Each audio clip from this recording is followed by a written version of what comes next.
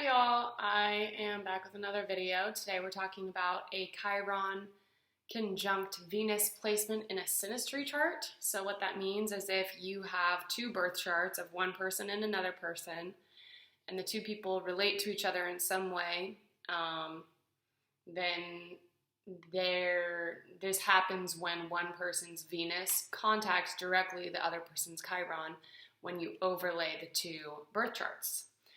So I had a request for this video, and this is what I have experienced with it and seen in the readings that I do.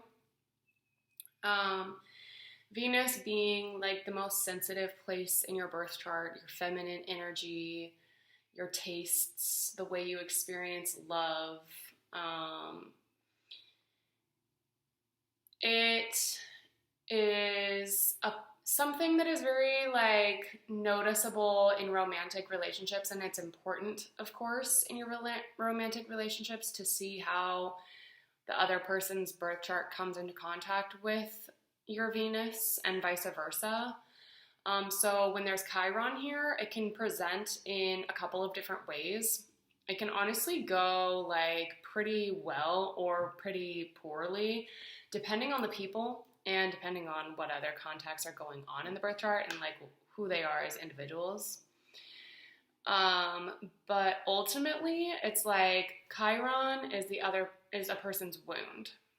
So it's a place that you're sensitive in like a painful way, not sensitive in like a feminine way. But Chiron being your wound, if another person's Venus comes into play, it can be the positive manifestation as if the two people are very committed to honoring and nurturing each other's sensitivities.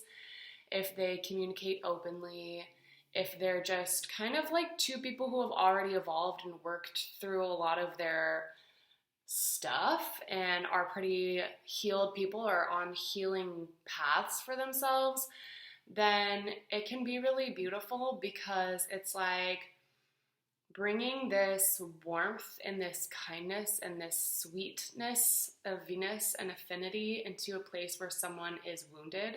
And honestly, the Venus person can really be attracted to the Chiron person because of the fact that it's giving Venus a job that Venus likes to do, which is like love. So it's like, oh, here you have these complexities and these sensitivities.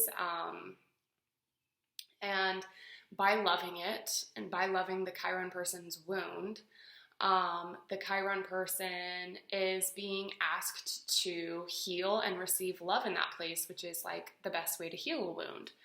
But it can also be really vulnerable for the Chiron person because this direct contact will inevitably bring that Chiron energy and that Chiron wounded.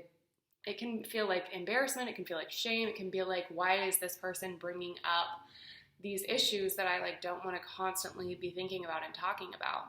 So like if the Chiron person is not as evolved, then it can kind of, you can see it play out where the Chiron person will take it really personally and think that the other person just likes to poke their sensitivities, which isn't, of course, the case. And that's why astrology is so beautiful and such a wonderful tool for us to step outside of our experiences and look at it objectively instead of taking everything personally. And so, you know, if it's an evolved couple that's making the effort to do that, then you can see that it's quite literally just a combination of energy that's taking place. And I think that if the Chiron person is willing to be vulnerable and willing to step into that discomfort of being loved in a place where they're very sensitive and vulnerable, then like it can just be such a sweet pairing, and it can be like really, really healing for both parties, actually. So it depends on the people, as I have said, but I hope this is helpful, and I hope that y'all are on healer's journeys and that you make the best out of this placement if you're having it with another person. And if you have other experiences, let me know. Like, I don't want to overemphasize that it can go poorly, but it's a wound, and when people are triggered, they act in ways that usually they're not proud of. So we can definitely see that with this combination as well. So yeah, I hope this is helpful and have a great day.